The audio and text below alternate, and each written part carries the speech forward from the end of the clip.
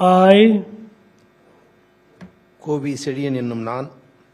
சட்டப்படி அமைக்கப்பெற்ற இந்திய அரசியலமைப்பின்பால் உண்மையான நம்பிக்கையும் மாறாப்பற்றும் கொண்டிருப்பேன் என்றும் இந்திய நாட்டின் ஒப்பில்லாத முழுமுதல் ஆட்சியை ஒருமையையும் நிலைநிறுத்துவேன் என்றும் தமிழ்நாட்டு அரசின் அமைச்சராக உண்மையாகவும் உளச்சான்றின்படியும் என் கடமைகளை நிறைவேற்றுவேன் என்றும்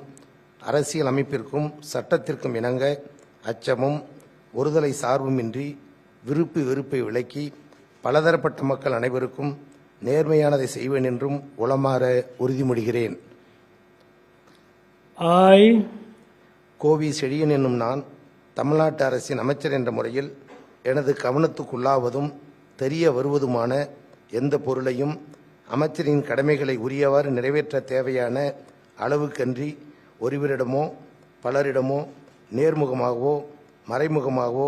அறிவிக்கவோ வெளிப்படுத்தவோ மாட்டேன் என்றும் உளமாற உறுதிமொழிகிறேன்.